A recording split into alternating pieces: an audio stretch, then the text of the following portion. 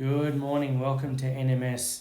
So if you were bodybuilding back in the 80s, 90s, even the early 2000s, I guess you're probably aware of who Joe and Ben Weider were, okay?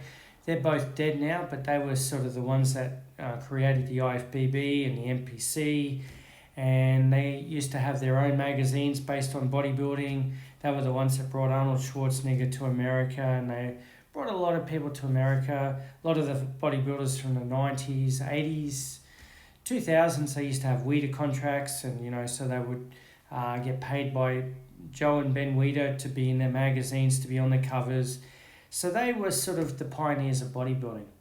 But they used to come up with a lot of the different principles of bodybuilding, from supersets to giant sets to force reps to muscle confusion theory to all the different sort of methods that we sort of use today, but we've tried to give them different names. Even rest pause reps and all sorts of things like that were Joe and Ben Weider's sort of creations, if you like. Okay, and they used to have their own gym there, and they used to go and try all these different things, and then they'd write about it, and people would learn how to use these different things.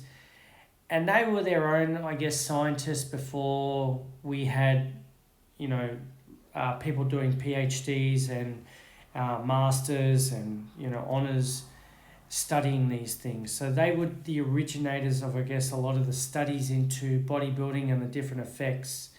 Now, some of those methods that they used to use, some of them probably don't seem as relevant today as what they used to be. Okay, probably right up until the 90s, guys were using a lot of the different things, and then probably from there, as soon as Joe and Ben Weider got a little bit old and they stopped writing about these things, it started, going into sort of universities and things like that. And then we had the birth, I guess, somewhere around the 2010s of the evidence-based lifter, which then became the science-based lifter, okay? Now, I guess the big thing that happened back then, and I love the fact that people try different things, don't get me wrong, but a lot of time, I do think that you have to start from a set of rules, and you start from those sets of rules, and then you build from those rules, okay? Sometimes you can break the rules, but generally speaking, after many years of anecdotal evidence, the rules are set, and then everything, is built on those rules. Maybe we learn different things on how to use those rules, but we don't normally have to worry too much about, I guess, trying to change those rules. Those rules are pretty set, okay? And even now, a lot of programs are built on those same principles that Joe and Ben Weider built. We just don't realise where they came from unless we were sort of old school and had some of the old magazines. Now, I used to read not only the magazines that I had, but the magazines my dad had when he used to lift. And that's where a lot of these Weider principles also came from, okay?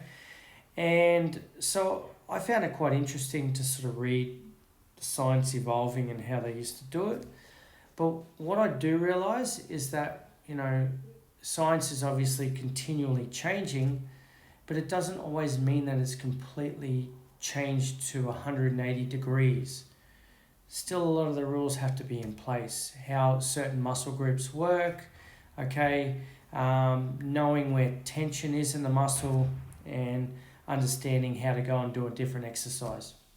Simple things, guys, but logically speaking, bodybuilding has evolved, but at the same time, a lot of the things we've just proven worked from those same Weider principles, and some things we realise don't work as well, okay?